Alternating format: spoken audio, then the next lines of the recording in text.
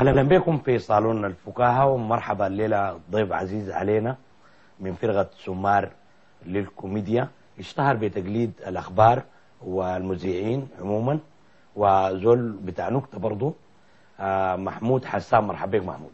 مرحبا بك أستاذ محمد موسى، وأهلا بالمشاهد الكريم، ويصوم ويفطر على ألف خير إن شاء الله. محمود، نحن زي ما قدمناك أول قلنا يعني بتقلد الأخبار وبتقلد المذيعين، دايرين نسمع جزء من الأخبار مثلا، بتنويها أنت بتقسمها؟ نعم.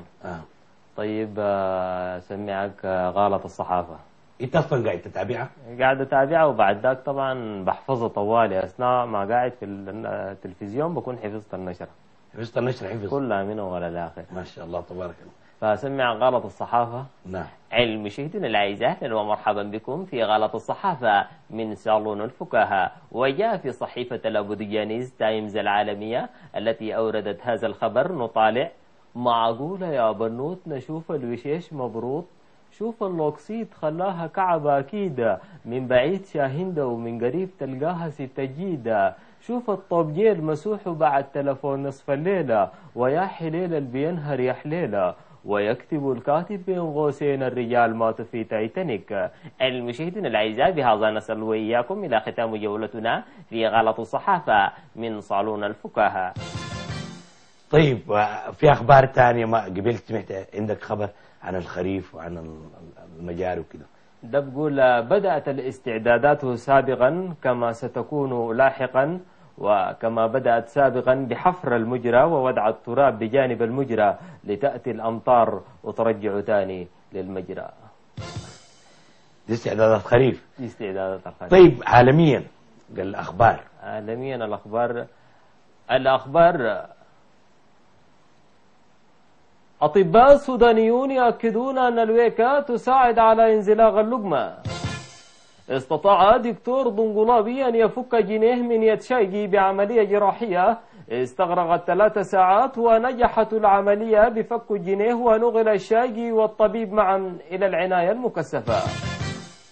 ومعنا عبر الأقمار الصناعية من واشنطن الجنرال المتقاعد سيغال بنزل يعني إلى أين وصل البرنامج النووي الإيراني؟ يقول أن إيران مصممة على إنتاج اليورانيوم، وأن نجاتي قال إذا ضربت بلاده في دقائق سوف يغلق مضيق هرمز. طيب، لا في مذيع معين بعينه أنت معجب به وقاعد تقلده مثلا؟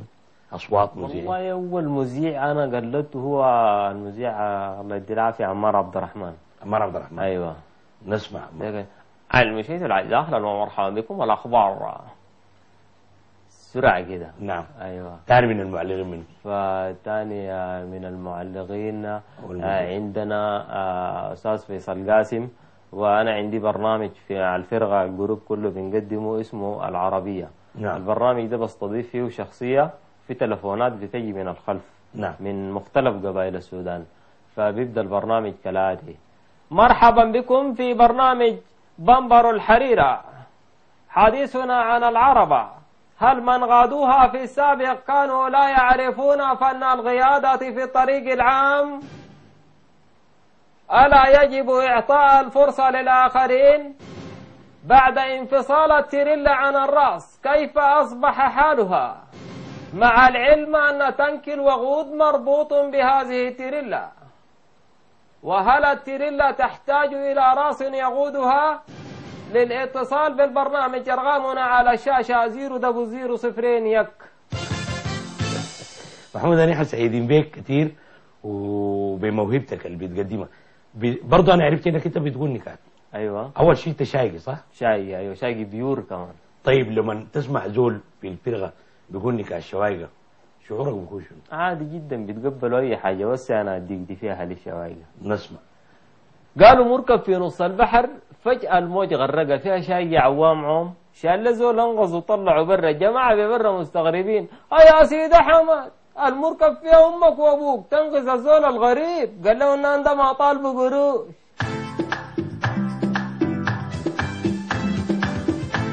نسمع. و7 شوايقة كمان قالوا نزلوا البحر، قالوا أول واحد يجي مارق الغدا عليه، ال7 استشهدوا. الشايقي جا داخل على مرته زعلان زعل، قالت له مالك يا راجل؟ قال لها الصيدليه اللي جنبنا دي. قالت له مال الصيدليه؟ قال لها عندها تخفيضات هايله خلاص في الاسعار. قالت له انت اللي بيزعلك شنو؟ قال لها انا ما عندنا زول عيان. في التلفونات في كده. وبمناسبة رمضان برضو قالوا ده شايقي بقرته اتسرقت، حلف طلاق، يلقى البقرة دي صوم 7 يوم، لقى البقرة صامت 7 يوم، اليوم الثامن البقرة ماتت. ناس الحلة قنبوا يضحكوا عليه، قال لهم هو تضحكوا فيه شنو؟ انتوا قايلين لنا عبير ما بخصم من رمضان. التلفونات قبل حكيت لي النسوان استخدموا التلفون كثير، يتكلموا به كثير.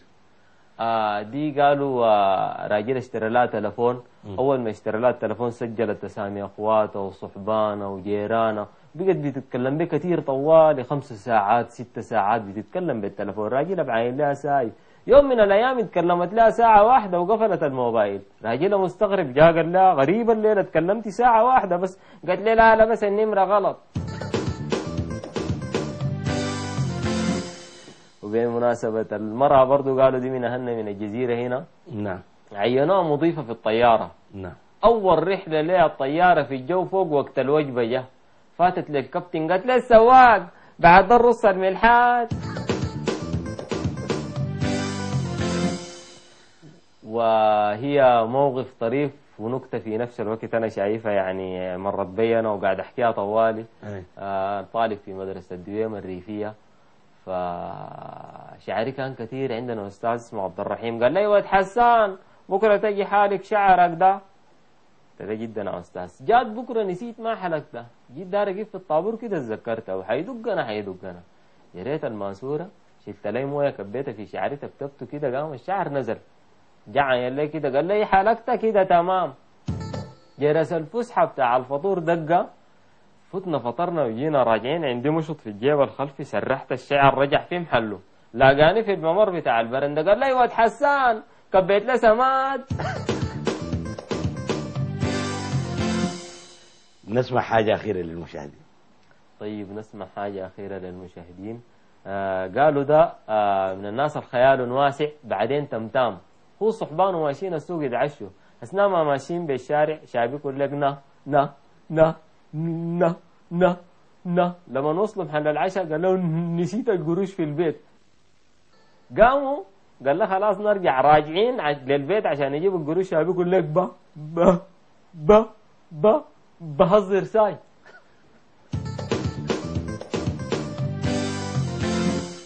محمود كتر خيرك كثير، كنت ضيف عزيز علينا في صالون الفكاهة. ربنا لو مد في العمر باكر بنتلاقى ليه باكر ان شاء الله دائما تامين لك.